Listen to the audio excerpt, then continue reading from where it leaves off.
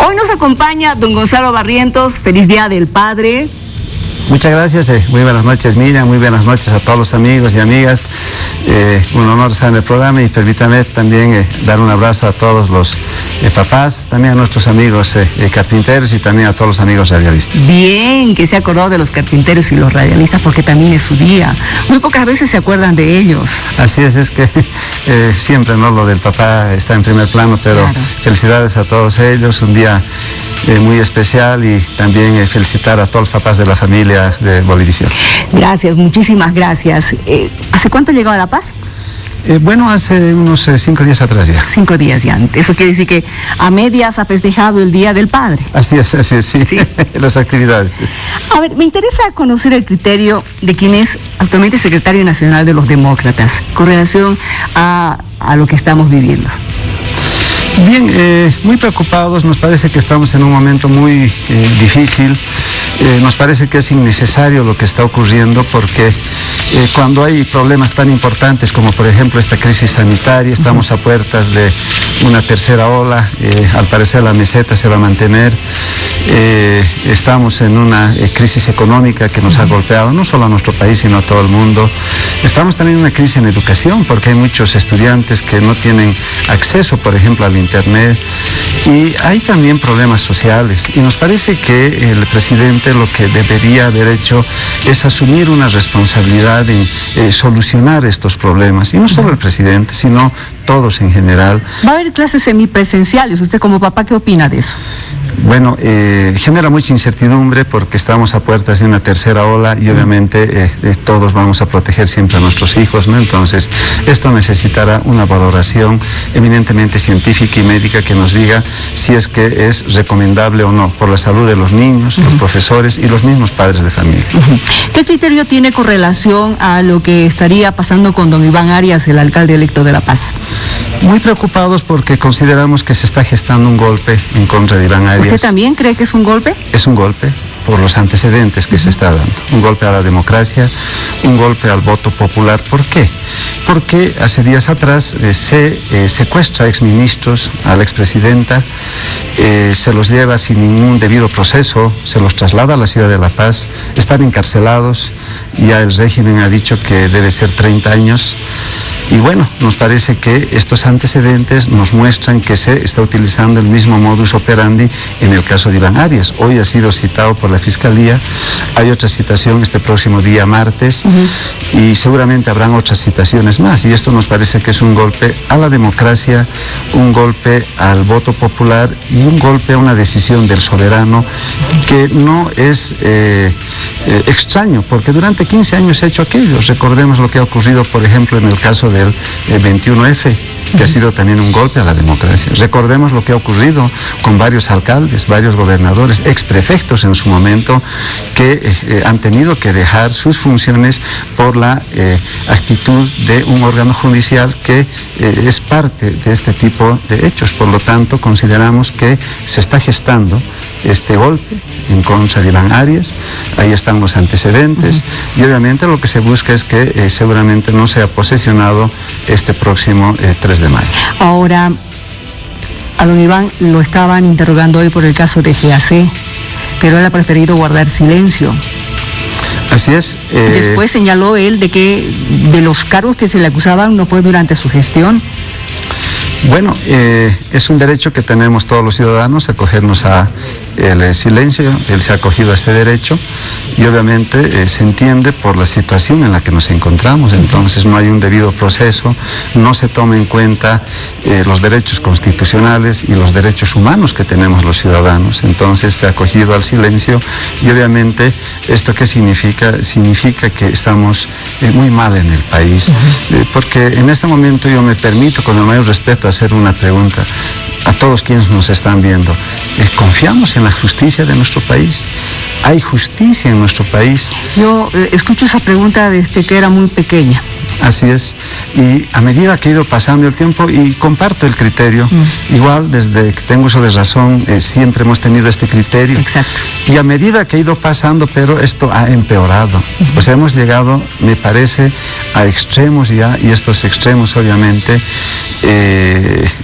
han pasado los límites de la Constitución, han pasado los límites del debido proceso, los límites del respeto a los derechos humanos que tenemos todos, y eso obviamente le está haciendo mucho daño ya a nuestra democracia, porque un pueblo que no tiene democracia, un pueblo en el que no se respeta la Constitución, está condenado a perder su democracia. Entonces, como no hay justicia, obviamente se está vulnerando una serie de derechos. Le voy a pedir que recuerde conmigo algo.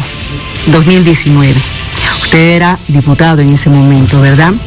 En los hechos ocurridos entre el 10 y el 12 de noviembre, ¿dónde se encontraba usted, don Gonzalo? Me encontraba en la ciudad de La Paz. Estaba en La Paz, así con el día de la renuncia de Evo Morales. Sí, en la ciudad de La Paz. Yo no podía retornar ya a Potosí porque había muchos bloqueos, habían zanjas, era imposible ya retornar a Potosí. Entonces, y no solo fue mi caso, fue el caso de varios colegas en su momento que no podían ya, muchos no podíamos retornar y muchos no podían venir a la ciudad de La Paz, precisamente porque ya la situación era muy caótica, muy difícil. Por lo tanto, yo permanecí aquí en la ciudad de La Paz. Más o menos, ¿qué cantidad de la Asamblea Legislativa estaba aquí en La Paz? Hemos debido estar unos 30, 40 parlamentarios aproximadamente. No eran muchos. De acuerdo a la información que teníamos, que no podíamos retornar. ¿Ha sido complicado que ustedes se puedan reunir? Sí, muy difícil. ¿Por qué? O sea, ¿ha sido complicado que se puedan reunir en el mismo hemiciclo? Claro, era muy difícil porque había barricadas en todo lado. No olvidemos que todos los comercios en general estaban cubiertos con calaminas, los dueños de casa cubrieron sus bienes, no había movilidades, en síntesis no había cómo transitarse en el transporte público, por ejemplo, teníamos que hacerlo a pie y había barricadas, había bloqueos. Era un momento pero muy conflictivo. Ingresar a Plaza Murillo, por ejemplo, también era muy conflictivo porque también habían grupos de compatriotas que estaban apostados en diferentes esquinas. Teníamos que identificarnos, teníamos que hacer conocer quiénes éramos, ingresar, etc. Una situación muy difícil, ¿no? Muy difícil, tiene razón. Ahora, ¿usted se acuerda de cómo la señora Áñez llegó a ser presidenta del Senado? Bueno, ¿cómo fue eso? Bueno, lo que ocurre, y nos parece que todos los bolivianos hemos visto y hemos sido parte, si va del término, de un proceso de transición constitucional. La Constitución Política del Estado, el artículo 169. ¿De qué año es esta Constitución? Es la vigente. La del 2010. Exactamente. Esta Constitución establece, el artículo 169, establece que, acá está el artículo 169. ¿Qué dice el artículo 169? A ver, léalo, por favor. ¿Está bien? Porque habla de la línea sucesoria, ¿verdad? Exactamente. Dice, en caso de impedimento o ausencia definitiva de la presidenta o del presidente del Estado, será reemplazada o reemplazado en el cargo por la vicepresidenta o vicepresidente. Y a la falta de del vicepresidente, por la presidenta o presidente del Senado, y a falta de por la presidenta o presidente de la Cámara de Diputados. O sea, nos dice que ante la renuncia de presidente y vicepresidente del Estado, que es lo que ocurrió el anteaño pasado, renuncia Evo Morales y García Linera, correspondía a la presidenta del Senado o al presidente de la Cámara de Diputados. ¿Qué es lo que ha ocurrido?